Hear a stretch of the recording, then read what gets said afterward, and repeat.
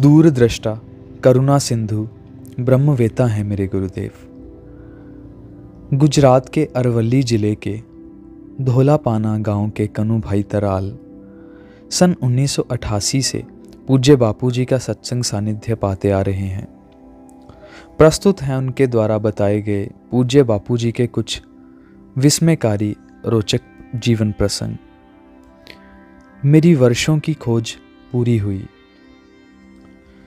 मैं मंत्र दीक्षा से पूर्व आध्यात्मिक साहित्य पढ़ता था, इसलिए इस बात का ज्ञान तो था कि जीवन में गुरु एक ही होने चाहिए और वे भी समर्थ सद्गुरु हों। सद्गुरु की खोज करते करते मैंने 3-4 गुरु किए।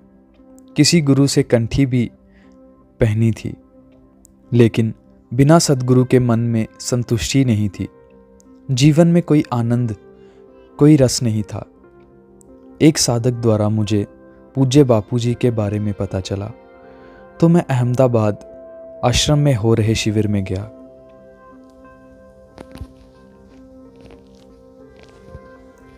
जब मैंने पूज्य श्री के दर्शन किए तो मुझे ऐसी अपूर्व आनंदमय अनुभूति हुई जिसका मैं वर्णन नहीं कर सकता। मेरा रोम रोम झंकृत हो गया। मेरा भटकता हुआ चित्त ठहर सा गया और अंदर से आवाज़ आई कि यही वह मंजिल है जिसे मैं वर्षों से खोज रहा था। यही मेरा आखिरी ठिकाना है। मैंने उसी समय निश्चय कर लिया कि ये ही मेरे सच्चे सद्गुरु हैं। आज के बाद कोई दूसरे गुरु नहीं करूँगा। और उसी शिविर में मैंने पूज्य बापूजी से सारस्वत्य मंत्र दीक्षा ली। मैं घर आकर आश्रम के सत्साहित्य व पूज्य गुरुदेव के सत्संगों की कैसेटों आदि का वितरण तथा उनकी महत्ता समझाना आदि सेवा करने लगा। उससे मन में बड़ा आनंद आने लगा।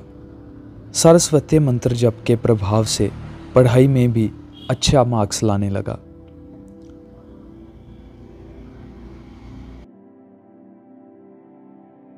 आगे चलकर मैं शिक्षक बना और गुरु कृपा से मेरी उत्तरोत्तर पदोन्नति होती गई।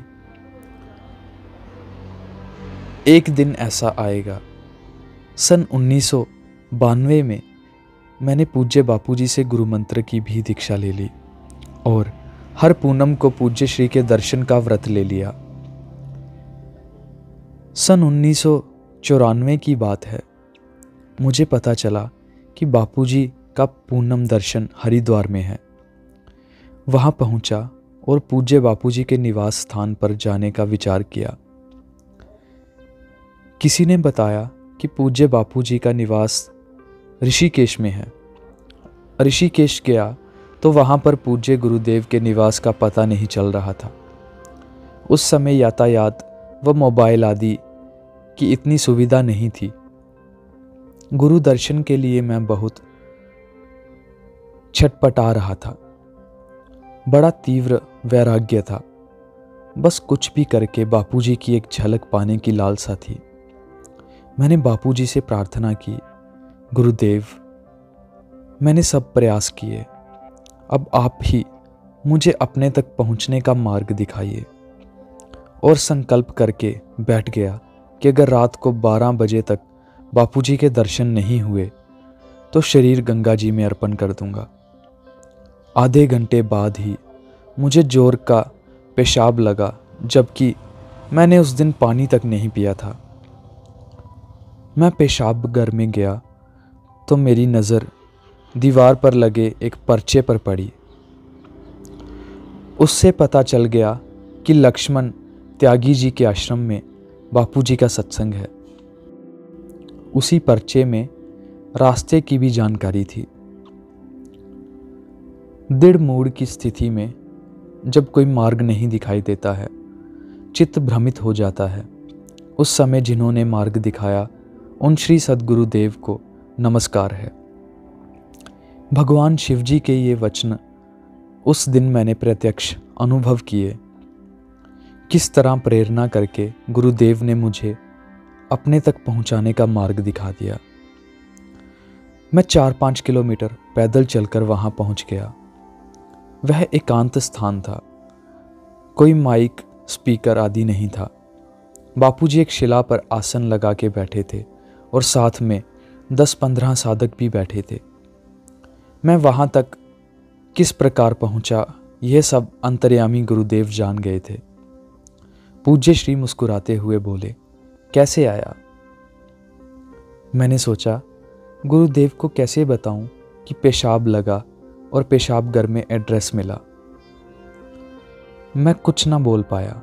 गुरुदेव ने मुस्कुराते हुए अपने कर कमलों से मुझे प्रसाद दिया और संकेत करते हुए बोले, जितना लेना है उतना ही ले लो, जितना पाना है उतना पा लो, जो प्राप्त करना है कर लो। एक दिन ऐसा आएगा कि मेरा ही नहीं, मेरी धोती का भी दर्शन दुर्लभ हो जाएगा। त्रिकाल ज्ञानी, योग सामर्थ्य संपन्न पूज्य बापूजी द्वारा सन 1994 में की हुई वह भविष्यवाणी आज प्रत्यक्ष रूप से सत्य होती देखी जा रही है। वर्तमान में भी गुरुदेव ने कई बार कहा है कि मैं आऊँगा, तो मुझे पूर्ण विश्वास है कि बापूजी बाहर आएंगे और सबको दर्शन, सत्संग अमृत की प्यालियाँ पिला के कृत्य करेंगे।